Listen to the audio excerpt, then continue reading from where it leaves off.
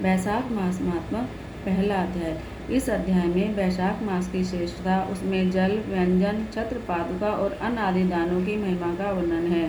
भगवान नारायण, नरश्रेष्ठ नर, देवी सरस्वती तथा महर्षि वेदव्यास को नमस्कार करके भगवान की विजय कथा से परिपूर्ण इतिहास पुराण आदि का पाठ करना चाहिए। सूत जी कहते हैं, राजा अम्बरीश ने परमेश्वरी ब्रह्म के पुत्र देवर्षि नारद से पुण्यमय वैशाख मास का महात्म्य इस प्रकार पूछा। ब्रह्मन, मैंने आपसे सभी महीनों का महात्म्य सुना। इस समय आपने यह कहा था कि सब महीनों में वैशाख मास श्रेष्ठ है, इसलिए यह बताने की कृपा करें कि वैशाख मास क्यों भगवान विष्णु को प्रिय है और उस समय कौन कौन से धर्म भगवान विष्णु के लिए प्रीतिकारक हैं। नारद जी ने कहा, वैशाख मास को ब्रह्मा जी ने सब मासों में उत्तम सिद्ध किया है। वह माता की भक्ति सब जीवों को सदा अभिष्ट वस्तु प्रदान करने वाला है। धर्म, यज्ञ, क्रिया और तपस्या का सार है। संपूर्ण देवताओं द्वारा पूजित है। जैसे विद्याओं में वेद विद्या, मंत्रों में प्रणव, वृक्षों में कल्पवृक्ष, धेनुओं में कामधेनु, देवताओं में विष्णु, वर्णों में ब्राह्मण, प्रिय वस्तु में प्राण, नदियों में गंगा जी, तेजों में सूर्य, अस्त्र शस्त्रों में चक्र, धातुओं में सोना, वैष्णवों में शिव, रत्नों में कौस्तुभमणि है। उसी प्रकार दमक साधन भूत महीनों में वैशाख मास सबसे श्रेष्ठ है। वह संसार में इसके समान भगवान विष्णु को पसंद करने वाला दूसरा कोई मास नहीं है।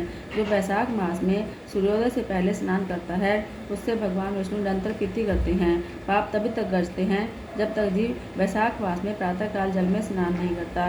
राजन, वैशाख के महीने में सब तीर्थादि देवता तीर्थ के अतिरिक्त बाहर के जल में भी सदैव स्थित रहते हैं। भगवान विष्णु की आज्ञा से मनुष्यों का कल्याण करने के लिए वे सूर्योदय से लेकर 6 दंड के भीतर तक वहाँ मौजूद रहते हैं।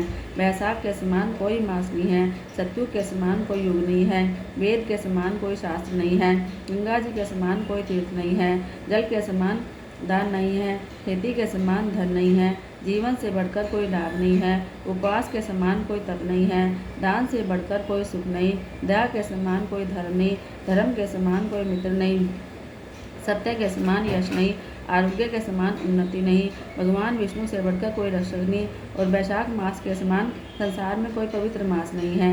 ऐसा विद्वान पुरुषों का मत है। वैशाख श्रेष्ठ मास है और शेष आयु भगवान विष्णु को सदा प्रिय है। सब दानों से जो पुण्य होता है और सब तीर्थों में जो फल होता है, उसी को वैशाख मास में मनुष्य केवल जल दान करके प्राप्त कर लेता है। जो जल दान में असमर्थ है, ऐसे ऐश्वर्य की अभिलाषा रखने वाले पुरुष को उचित है कि वह दूसरों को प्रबोध करे, दूसरे को जल दान का महत्व बतावे। वह सब दानों से बढ़कर हितकारी है। जो मनुष्य वैशाख में सड़क पर यात्रियों के लिए प्याऊ लगाता है, वह विष्णु लोक में प्रतिष्ठित होता है। नृपश्रेष्ठ प्रपादान, पोसला या प्याऊ देवताओं, पितरों और ऋषियों को अत्यंत प्रीति देने वाला है। जिसने प्याऊ लगाकर रास्ते के थके मांदे मनुष्यों को संतुष्ट किया है, उसने ब्रह्मा, विष्णु, महेश आदि देवताओं को संतुष्ट कर लिया है। राजन, वैशाख मास में जल की इच्छा रखने वाले को जल, छाया वाले को छाया, पंखे की इच्छा वाले को पंखा देना चाहिए। राजेंद्र, जो प्यास से पीड़ित महात्मा पुरुष के लिए शीतल जल प्रदान करता है, वह उतने ही मात्र से 10,000 राजस्वी यज्ञों का फल पाता है। धूप और परिश्रम से पीड़ित ब्राह्मण को जो पंखा झुलाकर हवा करता है, वह उतने ही मात्र से निष्पाप होकर भगवान का पार्षद हो जाता है। जो मार्ग से थके हुए श्वेत द्विज को वस्त्र से हवा करता है, वह उतने से ही मुक्त भगवान विष्णु का सायुज्य प्राप्त कर लेता है। जो शुद्ध चित्त से ताड़ का पंखा देता है, वह सब पापों का नाश करके ब्रह्मलोक हो जाता है। जो विष्णु प्रिय वैशाख मास में पादुका दान करता है, वह यमदूतों का तिरस्कार करके विष्णु लोक में जाता है। जो मार्ग में अनाथों के ठहरने के लिए विश्रामशाला बनवाता है, उसके पुण्य फल का वर्णन नहीं हो सकता। मध्याह्न में आए हुए ब्राह्मण अतिथि को जो भोजन दे, तो उसके फल का अंत नहीं है। राजन, अन्नदान मनुष्य को तत्काल तृप्त करने वाला है। इस संसार में अन्न के समान कोई दान नहीं। जो मनुष्य मार्ग में थके ब्राह्मण के लिए आश्रय देता है, उसके पुण्य फल का वर्णन किया नहीं जा सकता। गोपाल, जो अन्नदाता है, वह माता पिता आदि का भी विस्मरण करा देता है। इसलिए तीनों लोगों के निवासी अन्नदान की प्रशंसा करते हैं।